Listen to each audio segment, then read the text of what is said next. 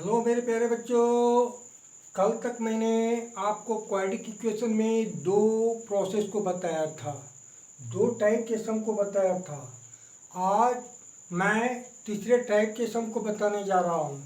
मैंने आपको कहा था क्वाड्रेटिक इक्वेशन में 7 टाइप का सम है। यही सातों सम टाइप के सम को यदि आप सीख लेते हैं प्रोसेस को, तो सभी सवाल को बनाने में आसानी होगी। तो कल तक मैंने दो टाइप का सम बताया था। पहला मैंने बताया था क्या जाकर के फैक्टराइजेशन मेथड से आप क्वाड्रेटिक इक्वेशन के रूट्स को आप निकाल सकते हैं, और सेकेंड मैंने बताया था कंप्लीटिंग स्क्वायर के प्रोसेस से आप जो हैं क्वाड्रेटिक इक्वेशन के प्रॉब्लम को सॉल्व कर सकते हैं। तीसरा टाइप का सम है डिस्क्रिमिनेंट। तीसरा टाइप का सम है डिस्क्रिमिनेंट डी। आपको क्वाड्रेटिक इक्वेशन दे दिया है, ठीक है। मान लिया क्वाड्रेटिक इक्वेशन आपका है x square minus 5x plus 6 equal to 0। तो find the value of D. D का वैल्यू आपको ज्ञात करना है। आप ये जानते हैं कि डी का वैल्यू क्या होता है, बी स्क्वायर माइनस 4ac। यहाँ पर आप इक्वेशन पढ़े हैं, क्या पढ़े हैं, a x square plus b x plus c is equal to 0, a is equal to 1 और b is equal to minus 5 और सी इज इक्वल टू 6। तो आराम से डी बराबर क्या हो जाएगा, बी के प्लेस पर -5 माइनस 4 ए की प्लेस पर 1 और सी के प्लेस पर 6। तो ये हो गया 25 minus 24, this is equal to 1। In this way we can solve the problem of D. D के मैटर को मैंने क्या किया, आसानी से सॉल्व कर लिया। तीसरा प्रोसेस है without completing square find the roots of the equation. इसके लिए आप क्या पढ़े हैं, फार्मूला क्वाड्रेटिक इक्वेशन का x minus b plus minus under root D by 2a, ठीक है। तो इस टाइप के सम में हमारा कहना ये है, क्या मैंने आपको बताया था कि यदि इक्वेशन दी if equation is given, if equation is given, कैसा इक्वेशन, क्वाड्रेटिक इक्वेशन आपको गिवन दिया हुआ है, given, then find the roots, then find the roots of the equation, roots of the equation, यही आपको ज्ञात करना है। तो ऐसे टाइप के सम में ज्ञात करने के लिए सबसे पहले मैं क्या करूंगा, डी का मान ज्ञात करूंगा। डी का formula B square minus 4ac लागू कर देंगे, और दूसरा फार्मूला एक्स वाला ये फार्मूला मैं लगा दूंगा, minus b plus minus under root D by 2। खेल खत्म। इससे प्लस वाला वैल्यू जो होगा वो क्या होगा, अल्फा कहलाएगा, और माइनस वाला जो वैल्यू होगा बीटा कहलाएगा। Alpha and beta are the two roots of the equation.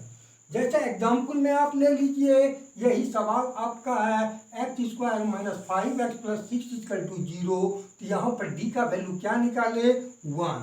तो एक्स का वैल्यू क्या निकाल जाएगा, माइनस बी के प्लेस पर मैंने क्या रख दूंगा, -5 प्लस माइनस डी का वैल्यू क्या निकाले हैं, 1। तो यहाँ पर दे दिए 1 बाय 2, और ए के वैल्यू कितना है, 1 है।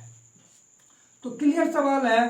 सवाल क्या है, ये हमारा हो गया minus minus plus 5 plus minus 1 by 2, means एक टर्म हो गया 5 प्लस 1 बाय 2 और दूसरा हो गया 5 माइनस 1 बाय 2।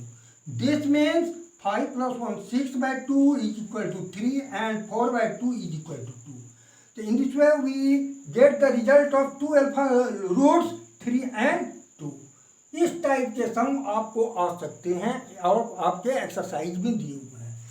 ये 3 एंड 4 चौथा पांचवा टाइप का सम है। आपको इक्वेशन गिवन इक्वेशन दिया हुआ है, गिवन इक्वेशन। कैसा इक्वेशन, क्वाड्रेटिक इक्वेशन दिया हुआ है, ठीक है। ये आपको पता है, और नेचर ऑफ द रूट्स ज्ञात करना है। Nature of roots, nature of roots मतलब मूलों की प्रकृति क्या होगी। मूलों की प्रकृति का मीनिंग क्या हुआ, रूट हमारे रियल है रूट हमारे रियल हैं, अनरियल हैं, इक्वल हैं, अनइक्वल हैं, यही नेचर ऑफ द रूट्स हैं। तो इसके लिए हमको सबसे पहले कुछ नहीं करना है बच्चों, सबसे पहले सर्वप्रथम हम डी का वैल्यू ज्ञात करें। Find the value of D, D का वैल्यू ज्ञात करें। Find the value of D, ठीक है, वैल्यू ऑफ डी, डी का मान ज्ञात करेंगे। उसके लिए फार्मूला मैंने क्या लगाया, बी स्क्वायर माइनस 4ac। यह फार्मूला से मैं क्या कर लूंगा, डी का मान ज्ञात कर लूंगा। मान लिया यही एग्जाम्पल आपका है, x square minus 5x plus 6 equal to 0। तो यहाँ पर आपने डी का वैल्यू क्या निकाला, ये एग्जाम्पल में एग्जाम्पल ले लें, x square minus 5x plus 6 equal to 0। यहाँ पर डी का वैल्यू कितना आ गया, 1। तो यहाँ पर आप क्या देख रहे हैं, यहाँ पर डी का वैल्यू 1 आया। तो नेचर ऑफ द रूट्स में क्या है, नेचर ऑफ द रूट्स में है फर्स्ट, यदि D is if D is greater than 0, यदि डी का मान 0 से बड़ा है तो रूट्स क्या होगा, रियल होगा एंड अनइक्वल होगा, रियल एंड अनइक्वल। बस सीधा, ज़्यादा माथा मत खराब करना है, इजी वे लैंग्वेज में याद करना है। If the value of D is greater than 0 then the roots are real and unequal। तो यहाँ पर सवाल क्या देख रहे हैं, डी का वैल्यू 1 से क्या है, 1 के इक्वल है, यानी डी का मान 0 से बड़ा है, इसलिए ये रियल एंड अनइक्वल है।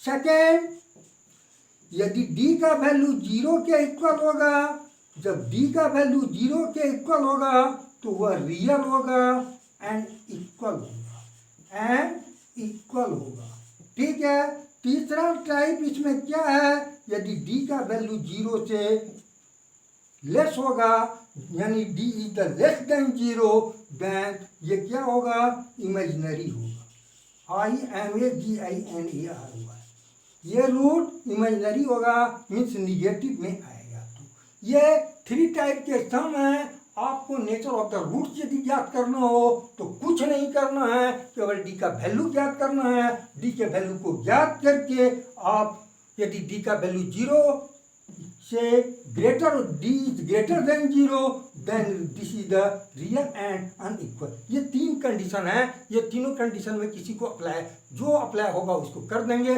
उससे आपका नेचर ऑफ द रूट्स ज्ञात हो जाएगा। ये 5वां टाइप का सम था। 6ठा टाइप का सम मैं आपको बताने जा रहा हूँ, 6 टाइप का सम।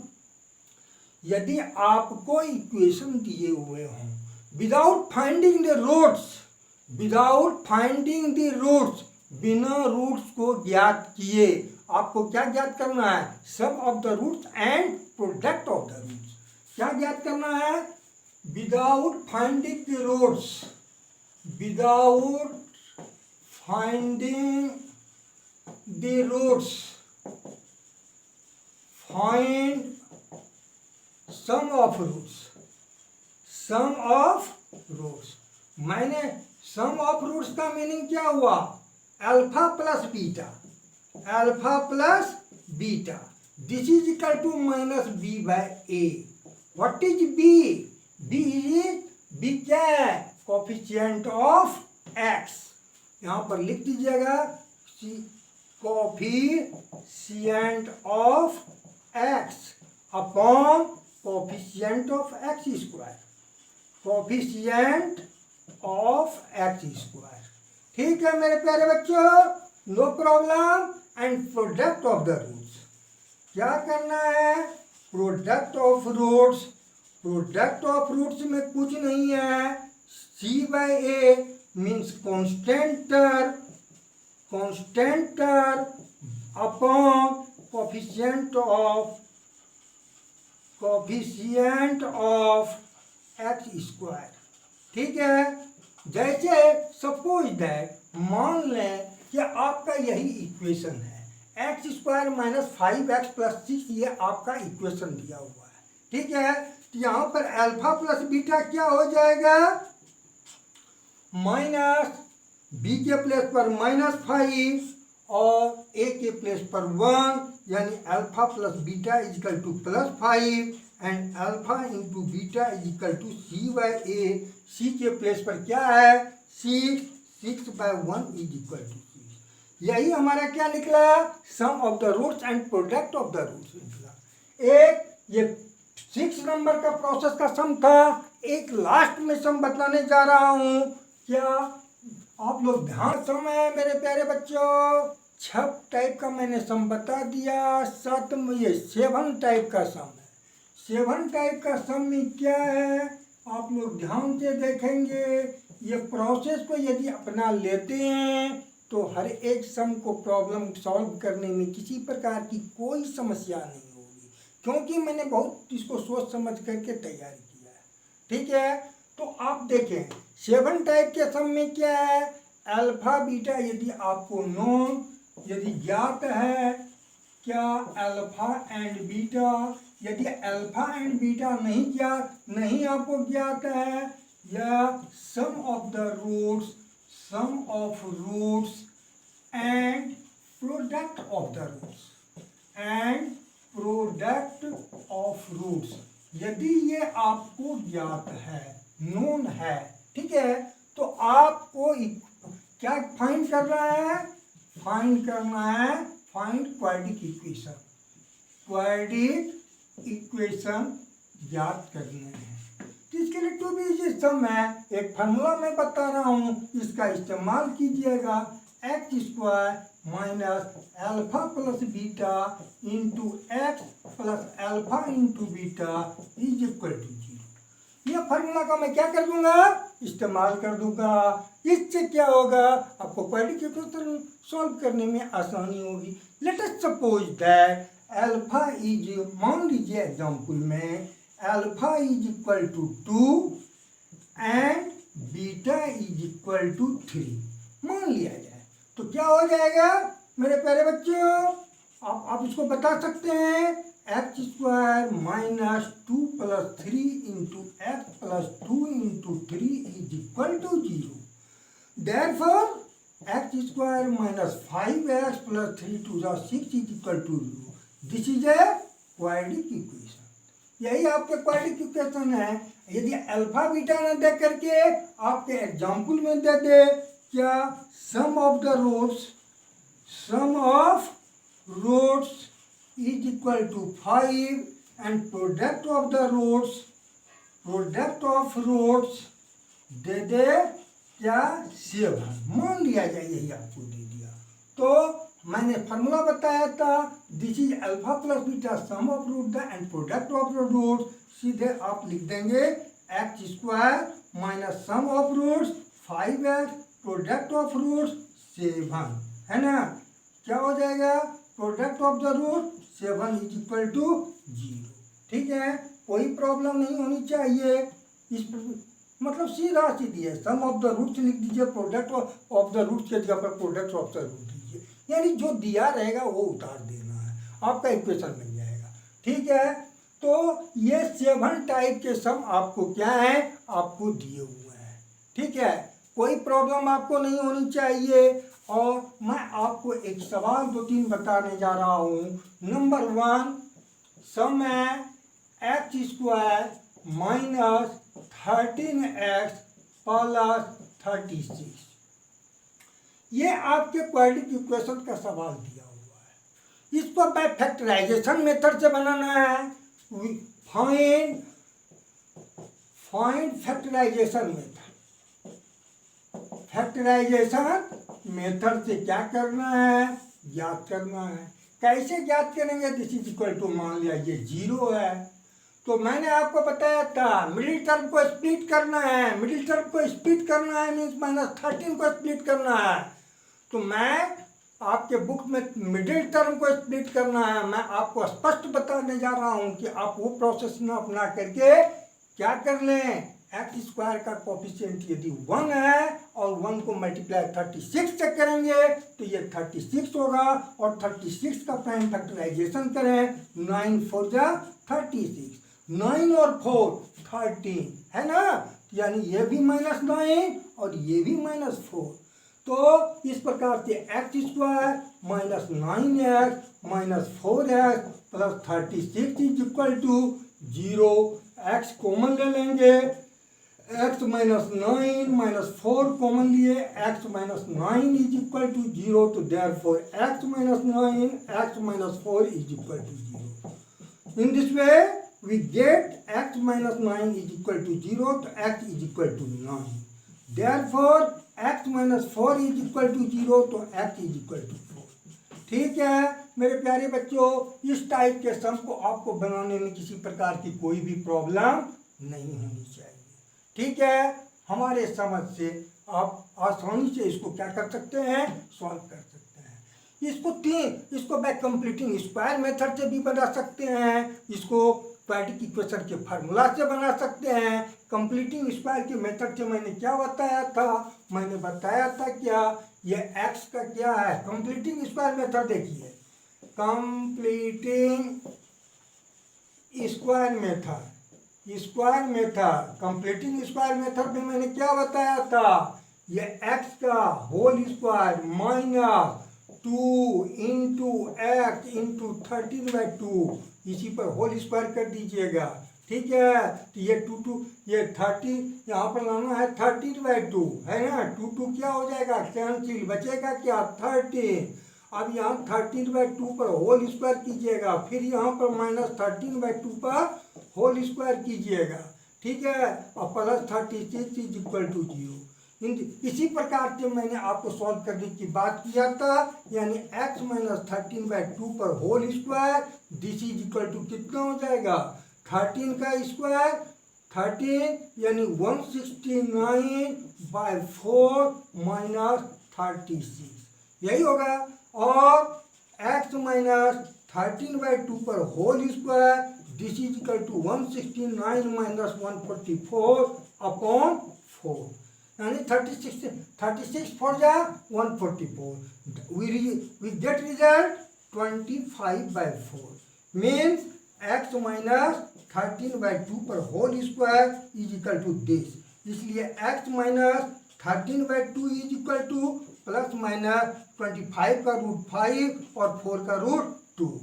ठीक है मेरे प्यारे बच्चों, आप लोगों को किसी प्रकार की कोई भी परेशानी का अनुभव नहीं होगा. ठीक है, इससे मैं क्या कर लूँगा, अल्फा और बीटा का मान याद कर लूँगा. अल्फा इक्वल टू 13/2 प्लस 5/2, यानी 18/2 इज इक्वल टू 9. तो देख रहे हैं यहाँ भी 9 मिला, यहाँ भी 9 मिला. बीटा का वैल्यू 13/2 माइनस 5/2, यानी कितना 8/2 is equal to 4. You get this result. यहाँ भी देख रहे हैं फैक्टराइजेशन मेथड में ये हमारा क्या आ गया, 9 4 आ गया. कंप्लीट स्क्वायर मेथड में भी 9 और 4 का रिजल्ट मालूम है. इसके बाद मैं बता रहा हूँ इसको कौन मेथड, इस मेथड से भी आप सीख लीजिए. इसके बाद जो है हम आपके NCERT के प्रॉब्लम में आ जाएंगे. NCERT के एक एक प्रॉब्लम को मैं सॉल्व करूंगा. कृपया आप अपने मेरे चैनल के माध्यम से आप जो है आराम से किसी प्रकार की कोई भी प्रॉब्लम नहीं हो सॉल्व करने की कोशिश करें. और कोई भी सबसे पहला कोशिश क्या करें, सबसे पहले कोशिश करें अपने से बनाने का. यदि आपको सॉल्व नहीं हो पाता है तो मेरे चैनल के माध्यम से आप इसको क्या करें, सॉल्व करें. एक रिक्वेस्ट मैं करूंगा आप लोगों से, मेरे प्यारे बच्चों, आप लोगों से मैं एक रिक्वेस्ट अवश्य करूंगा.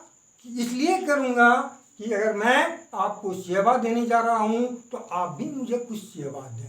वो सेवा मैं आपको पैसे नहीं मांग रहा हूं, दौलत नहीं मांग रहा हूं, धन नहीं मांग रहा हूं. बस एक सब्सक्राइब आप करें और आप शेयर करें. यही एक बहुत बड़ा धन है मेरे लिए, और मैं कुछ नहीं मांगने जा रहा हूं. यदि इतना आप करते हैं तो मेरे हौसला बुलंद होंगे. यदि मेरे हौसला बुलंद होंगे तो मैं आपको अच्छी सी अच्छी जो है आपको मैं अच्छी सी अच्छी यहाँ पर टीचिंग में दे पाऊंगा. क्योंकि जब तक स्वार्थ लागे ही सब प्रीति. स्वार्थ मेरा केवल क्या है, मेरा स्वार्थ केवल जो है आपके टीचिंग में है.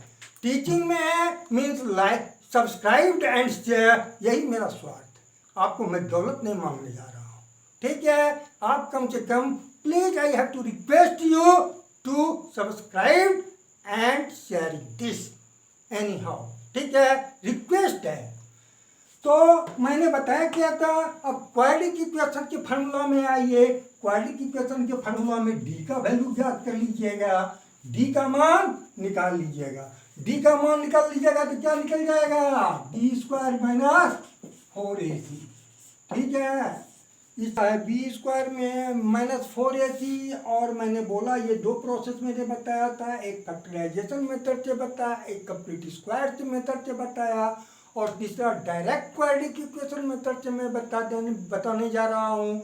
क्वाड्रेटिक इक्वेशन मेथड में क्या है, सबसे पहले मैंने बोला आपको डी का मान ज्ञात करने हैं, डी का मान बी स्क्वायर माइनस 4ac, इसी एग्जाम्पल को लेकर चले। तो यहाँ पर बी का प्लेस कितना हुआ, -13, 4, ए का मान 1, सी का मान 33, 169 - 144 इज इक्वल टू 25, ठीक है। और मैंने सीधा फॉर्मूला बताया है, x बराबर -b प्लस √d/2a, ठीक है मेरे प्यारे बच्चों। -b के प्लेस पर -13 प्लस -d का मान 25/2, a का वैल्यू 1, तो देयरफॉर 13 प्लस -5/2, यानी अल्फा का वैल्यू 30 प्लस 5/2 और बीटा का वैल्यू 30 - 5/2, है ना। यानी कहने का मीनिंग क्या हुआ, ये हमारा 9 हो गया और ये हमारा अल्फा और बीटा का वैल्यू 30 में से 5 हो जाएगा, 8/4। ये हमारा जो रिजल्ट यहाँ मिल रहा है वही मिला फैक्टराइजेशन मेथड में, जो मिला वही कंप्लीट स्क्वायर मेथड में मिला, वही क्वाड्रेटिक इक्वेशन मेथड में मिला। यानी in this way we can solve this problem भी इन 3 प्रोसेस।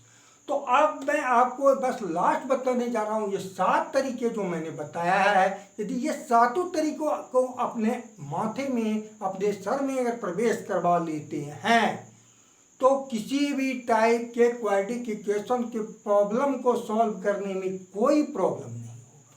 इसलिए मेरे प्यारे बच्चों, मैं बार बार आपसे कह रहा हूँ कि मेरे जो चैनल के माध्यम से इतना इजी तरीके से मैं सॉल्व करने का कोशिश कर रहा हूँ कि आप लोग इसे को ट्रायल अगर करें, थोड़ा सा ध्यान दें, तो क्वाड्रेटिक इक्वेशन के सवाल को सॉल्व करने में आसानी नहीं होगी, ठीक है। To be problem. Goodbye, thank you.